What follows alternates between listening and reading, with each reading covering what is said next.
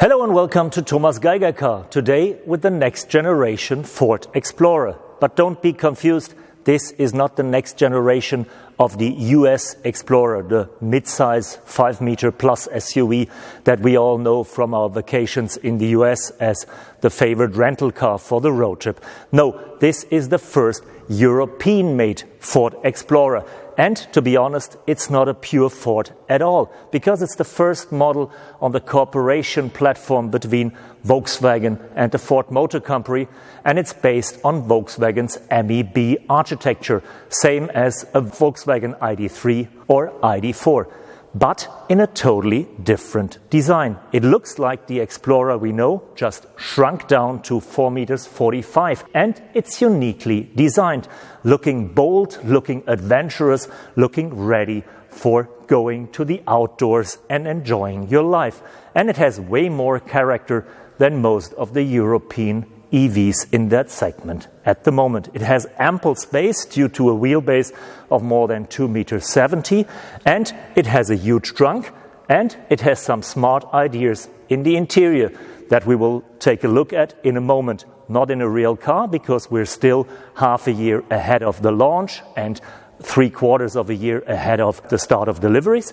But we're here in the studio having a seating bug in the next room, and we'll figure out a few details. To be honest, this Explorer isn't a true Ford at all. It is the first car of the cooperation between Volkswagen Group and Ford Motor Company, and it's based on Volkswagen's MEB architecture, same as the ID3 or the ID4 or the Cupra-born, the Audi Q4. But Ford has managed to make this car totally look different than all the other models. It has more character and it has a different size. It's the same wheelbase as the ID4, so a very roomy interior, but the length is cut down to 4 meters 45.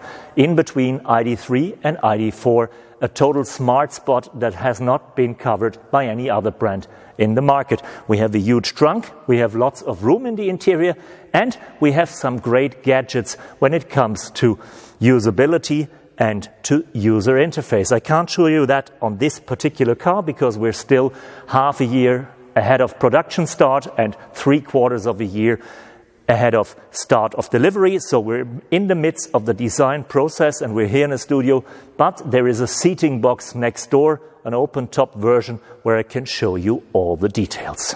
Sadly, this is not the Explorer convertible I'm sitting in. No, this is a development tool, a seating box, and it's the perfect thing to show you some of the details of the upcoming Explorer. As I said, we're still way ahead of production, so there is no final car yet. We're just talking about development tools and design models. But the coolest details and the best gimmicks are already finally developed, and I can show you them.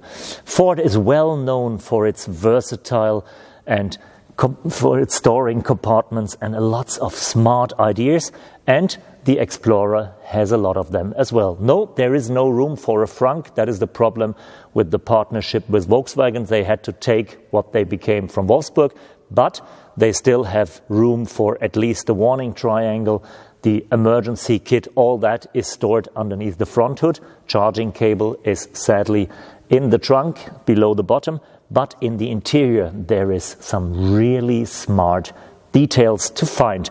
It's the mega console, a 17-liter console on the center tunnel. You don't have a gearbox anymore, you don't have a drivetrain going to the rear wheel, so you have lots of space, and Ford is making very smart usage of that.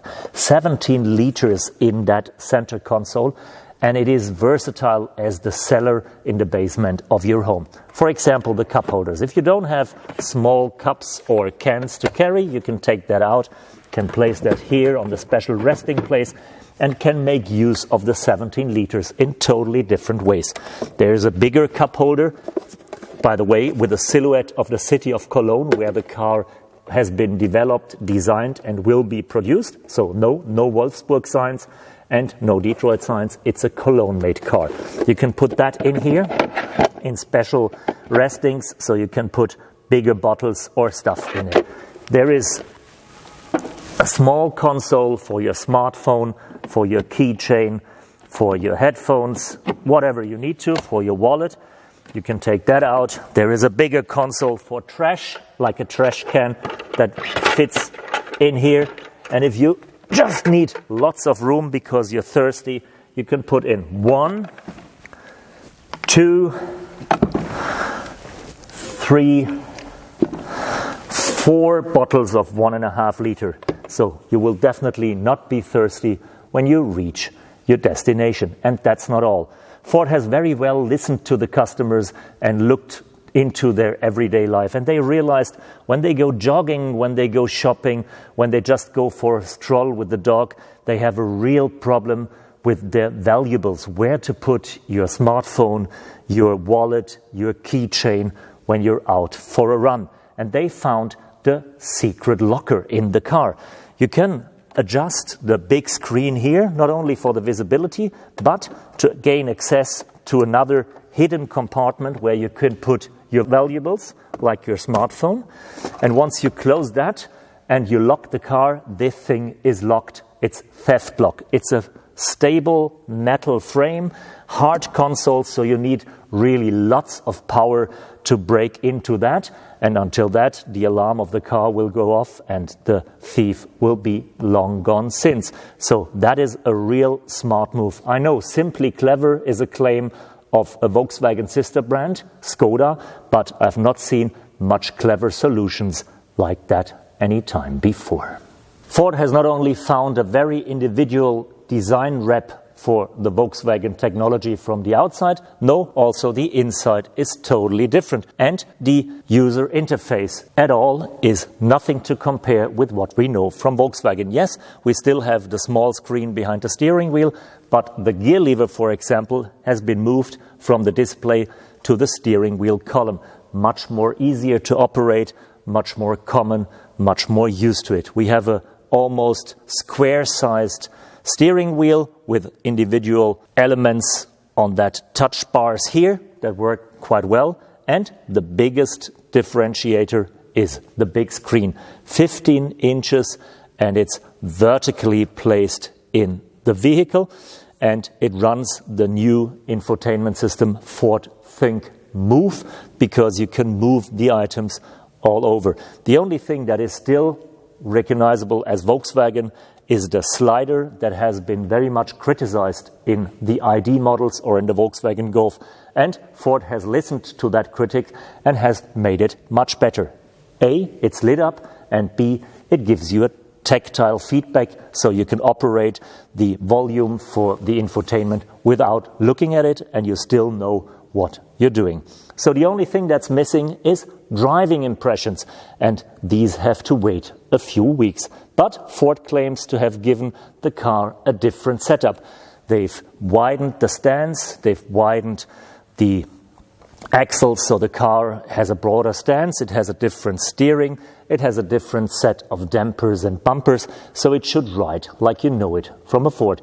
The only thing that is common with Volkswagen is the powertrain and the battery, with a 77 kilowatt hours battery for the top range model, allowing a range of more than 500 kilometers, and with a 380 PS powertrain with 2 motors, one at the front, one at the rear, so all-wheel drive, accelerating from 0 to 100 in less than 6 seconds, and a top speed of 180 kilometers per hour. There will be a second battery, much smaller. They're not saying exactly to what capacity, but I assume it will be roughly the 58 kilowatt hours that we know from Volkswagen, and there will be 2 models with rear-wheel drive only, so one motor, 280, 286 horsepower and 170 horsepower, bringing down the base price roughly to about 45,000 euros. Thanks for joining me on that first walk around of the Ford Explorer, a car that is really standing out of the crowd. We have lots of compact electric SUVs here in Europe,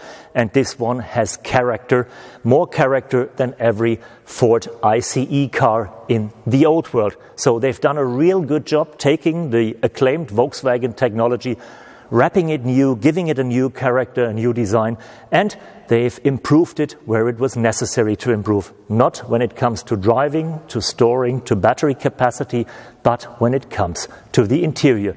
The storage space is great.